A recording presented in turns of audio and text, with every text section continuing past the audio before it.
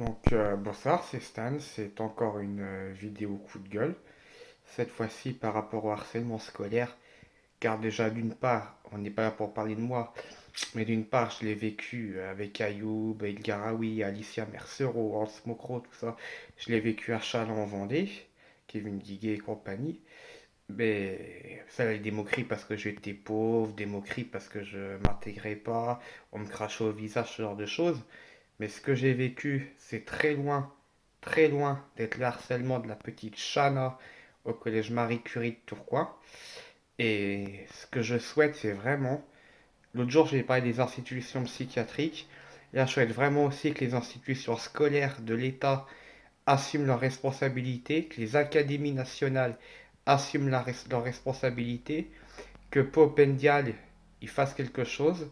Popendial, c'est le ministre de l'Éducation nationale. Parce que avant d'Arlevière, une petite fille, elle s'est suicidée la semaine dernière. À Tourcoing, c'est la petite Chana qui est harcelée par Linda et Laura Lefebvre. Donc pourquoi Linda et Laura Lefebvre sont encore au collège à Tourcoing alors qu'elles ont tabassé, je ne publierai pas ces vidéos, mais elles ont tabassé à un point qu'elle aurait pu en mourir, la petite Chana. Le harcèlement scolaire laisse des séquelles jusqu'à l'âge adulte.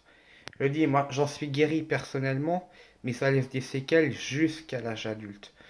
Donc, il faut que l'État assume ses responsabilités en matière d'éducation comme médicale d'ailleurs, parce que un enfant de 13 ans comme Shana, ça, c'est en développement, ça va pas fini, enfin son développement psychique en fait, il n'a pas fini d'être structuré, d'être construit, et le risque de séquelles et de développer des maladies psychiques du fait de son âge est immense.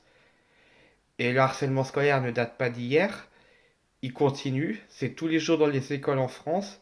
À Lens, je suis bénévole au Secours populaire, je connais quelqu'un qui connaît un enfant malheureusement qui a harcelé à Lens aussi. Lens, c'est à côté de Vendin. Et bah, le harcèlement scolaire peut conduire au suicide, à des tentatives de suicide, à de l'hétéro-agressivité envers autrui, à un repli affectif, à des dépressions sévères. Et il faut vraiment que cela cesse en France. Parce que ça fait des années et c'est permanent. Et c'est à chaque fois l'enfant harcelé ou l'adolescent harcelé qui est incriminé par les professeurs, qui est incriminé par la direction de l'école.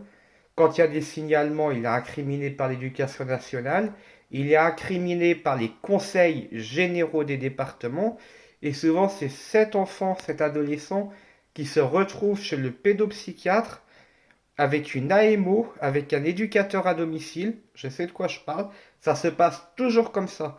Quand un parent d'enfant harcelé dépose plainte contre les harceleurs, ça finit en mesure d'AMO contre l'enfant harcelé et ça finit par des visites au pédopsychiatre pour que l'enfant harcelé devienne le mauvais objet, pour faire de l'inversion des valeurs, pour dire que s'il est harcelé, c'est parce que c'est lui le fauteur de troubles. Et ces familles, elles se retrouvent menacées de suppression des aides sociales si elles en ont. Elles se retrouvent souvent convoquées, comme je l'ai dit en AMO, au juge des enfants. Souvent, l'enfant, il est placé du harcèlement scolaire et maltraité davantage dans sa famille d'accueil. Il faut que cela cesse. Parce que le harcèlement scolaire, depuis qu'il y a Internet, c'est même devenu du buzz.